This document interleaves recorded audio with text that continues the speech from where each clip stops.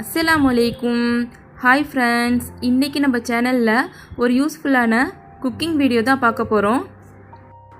பர்ஃபெக்டான அதே அளவுக்கு ரொம்ப ஈஸியான பீஃப் பிரியாணி எப்படி செய்கிறது அப்படின்னு சொல்லிட்டு தான் உங்களோட நான் அந்த வீடியோவில் ஷேர் பண்ணியிருக்கேன்.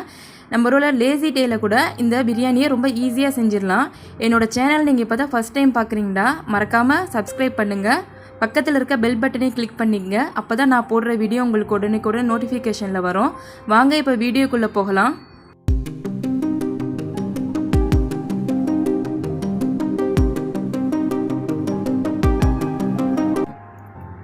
இந்த சம்மர் டயத்தில் நமக்கு கிச்சனில் நின்று சமையல் செய்கிறதுங்கிறது ரொம்ப கஷ்டமாக இருக்குது. இருந்தாலும் பசங்க வெக்கேஷனில் இருக்கிறதுனால அவங்களுக்கு பிடிச்ச மாதிரி நம்ம செஞ்சு கொடுக்கணும். அந்த மாதிரி சமயத்தில் இந்த பிரியாணி ட்ரை பண்ணி பாருங்கள். நம்மளோட லேசி டேயில் கூட ரொம்ப ஈஸியாக இந்த பிரியாணியை செஞ்சிடலாம். அதே அளவுக்கு ரொம்ப பர்ஃபெக்டாக இருக்கும், டேஸ்ட்டும் சூப்பராக இருக்கும். நான் ஒரு 1/2 கிலோ அளவுக்கு பீஃப் எடுத்திருக்கேன். 2 டேபிள் ஸ்பூன் அளவுக்கு இஞ்சி பூண்டு பேஸ்ட் எடுத்திருக்கேன். அதோட கொஞ்சமாக மஞ்சள் தூள், வீட்டிலேயே அரைச்ச பிரியாணி மசாலா, பட்டை, கிராம்பு, ஏலக்காய் இது எல்லாமே வறுத்துட்டு அரைச்சிருக்கேன். அதை தான் நான் சேர்த்துருக்கேன். அதோட 1 டேபிள் ஸ்பூன் அளவுக்கு கரம் மசாலா, காரத்துக்கு ஏற்ற மாதிரி மிளகாய் தூள் சேர்த்துருக்கேன். 1 டேபிள் ஸ்பூன் அளவுக்கு எலுமிச்சைப்பழ சாறு சேர்த்துருக்கேன். கொஞ்சமாக தயிர், அதோட மல்லி, புதினா, உப்பு இது எல்லாத்தையுமே சேர்த்து நல்லா பெரட்டி ஒரு 1/2 மணி நேரத்துக்கு மேரினேட் பண்ணி வச்சிடலாம். எந்த அளவுக்கு நம்ம அது டைம் வைக்கிறோமோ அந்த அளவுக்கு டேஸ்ட்டு நல்லாயிருக்கும். ஒரு குக்கரில் 2 டேபிள் ஸ்பூன் நெய், 2 டேபிள் ஸ்பூன் ஆயில் சேர்த்துக்கிறேன். ஆயில் நல்லா சூடானதும் பட்டை, கிராம்பு, ஏலக்காய், பிரியாணி இலை இது எல்லாத்துலேயுமே 2 சேர்த்துக்கிறேன். அது நல்லா பொரிஞ்சு வந்துருச்சு. அதோட நல்ல பெரிய சைஸ் வெங்காயமாக 2 வெங்காயம் எடுத்திருக்கேன். அதையுமே அந்த எண்ணெயில் சேர்த்து நல்லா வதக்கிக்கிறேன். வெங்காயம் கோல்டன் ப்ரௌனாக வதங்கி வரணும் அப்படிங்கிறது இல்லை, ஓரளவுக்கு நமக்கு வதங்கி வந்தால் போதும். இந்த அளவுக்கு வதங்கினா போதும். இப்போ பழுத்த தக்காளியாக 2 தக்காளி, அதோட 3 பச்சை மிளகாய் இது எல்லாத்தையுமே சேர்த்து நல்லா வதக்கிக்கிறேன். தக்காளி, பச்சை மிளகாய், வெங்காயம் எந்த அளவுக்கு நல்லா வதங்கி வருதோ அந்த அளவுக்கு பிரியாணி நல்லா டேஸ்ட்டாக இருக்கும்.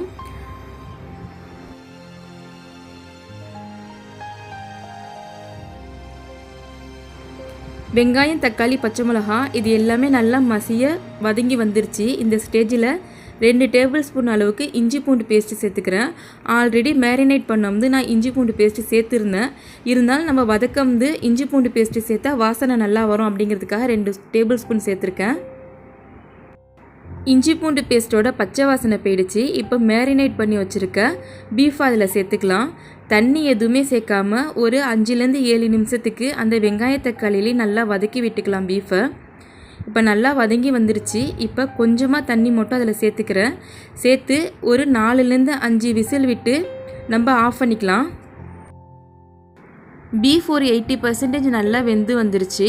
இப்போ இதை ஒரு பேனில் மாற்றிக்கிறேன். இந்த பாத்திரத்தில் தான் நான் பிரியாணி போட போகிறேன். அதனால் கிரேவியை அதிலே சேர்த்து அடுப்பை சிம்மில் வச்சு நல்லா சுண்ட விட்டுக்கிறேன். கிரேவி எந்த அளவுக்கு சுண்டி வருதோ அந்த அளவுக்கு பிரியாணி நல்லா டேஸ்ட்டாக இருக்கும். இன்னொரு அடுப்பில் சாதம் வடிக்கிறதுக்காக கொஞ்சமாக தண்ணி, பட்டை, கிராம்பு, ஏலக்காய், உப்பு, அதோட லெமன் ஜூஸ், மல்லி, புதினா, கொஞ்சமாக ஆயில் சேர்த்துக்கிறேன். இந்த தண்ணி நல்லா கொதி வரட்டும். நம்ம வடி பிரியாணி போடும்போது தண்ணி கொதி வராமல் அரிசியை நம்ம அதில் சேர்த்தோம்னா பிரியாணி அந்த அளவுக்கு பர்ஃபெக்டாக இருக்காது. ரைஸ் உடஞ்சிரும், குழஞ்சியும் போயிடும். இந்த மாதிரி நல்லா கொதிக்க விட்டதுக்கப்புறம் அரிசியை நம்ம அதில் சேர்த்துக்கிட்டோம்னா அரிசி கொஞ்சம் கூட உடையவே உடையாது. இன்னொரு அடுப்பில் கிரேவியும் நல்லா திணுங்கி வந்துருச்சு. ரைஸும் நல்லா 80% வெந்து வந்துருச்சு. இப்போ வடிச்சிட்டு நம்ம மசாலாவில் சேர்த்துக்கலாம். வடிக்கிறதுக்கு இந்த மாதிரி ஒரு ஜல்லடையை வச்சு வடிச்சோண்டா நம்மளோட கையில் கொஞ்சம் கூட ஆவியே அடிக்காது. எல்லா ரைஸையுமே நான் வடிச்சிட்டு இப்போ கிரேவியில் சேர்த்துக்கிட்டேன். லாஸ்ட்டாக கொஞ்சமாக பன்னீரில் ஃபுட் கலர் சேர்த்துருக்கேன். இது ஆப்ஷனல் தான், வேண்டா சேர்த்துக்கலாம், இல்லைன்னா ஸ்கிப் பண்ணிவிடுங்க. அது மேலே கொஞ்சமாக மல்லி, புதினா, ஒரு 2 டேபிள் ஸ்பூன் அளவுக்கு பசு நெய் சேர்த்துக்கிறேன். 5 நிமிஷம் ஹை ஃப்ளேம்லேயும் 10 நிமிஷம் லோ ஃப்ளேம்லேயும் வச்சு ஆஃப் பண்ணுங்கள். பர்ஃபெக்டான பீஃப் பிரியாணி ரெடி. இது ரொம்ப சிம்பிளாக முடிஞ்சிடும். ரொம்ப நேரம் வெங்காயம் வதக்குன்னு அப்படிங்கிறதுலாம் இல்லை. டேஸ்ட்டாக அதே அளவுக்கு ரொம்ப சூப்பராக இருக்கும். ரைஸும் நல்லா கலர்ஃபுல்லாக இருந்துச்சு. ஆயில், மசாலா இது எதுவுமே அதிகமாக சேர்க்கலை. டேஸ்ட்டும் சூப்பராக இருக்கும். பசங்க ரொம்ப விரும்பி சாப்பிடுவாங்க. நீங்களும் இந்த மாதிரி ட்ரை பண்ணி பாருங்கள். பிரியாணி அப்படின்றாலே வெங்காயம் வதக்குன்னு ரொம்ப நேரம் அது டைம் எடுத்து செய்யணும். அந்த மாதிரி இல்லாமல் இந்த மாதிரி சிம்பிளாக நீங்கள் பிரியாணி ட்ரை பண்ணி பாருங்கள்.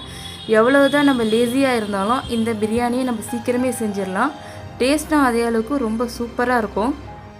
இந்த பிரியாணி ரெசிபி உங்களுக்கு யூஸ்ஃபுல்லாக இருந்துச்சுன்னா உங்கள் ஃபேமிலி ஃப்ரெண்ட்ஸோட ஷேர் பண்ணுங்கள், லைக் பண்ணுங்கள், கமெண்ட் பண்ணுங்கள். மறக்காமல் என்னோடய சேனலை சப்ஸ்கிரைப் பண்ணுங்கள். இன்னொரு யூஸ்ஃபுல்லான வீடியோவில் பார்க்கலாம். தேங்க்யூ.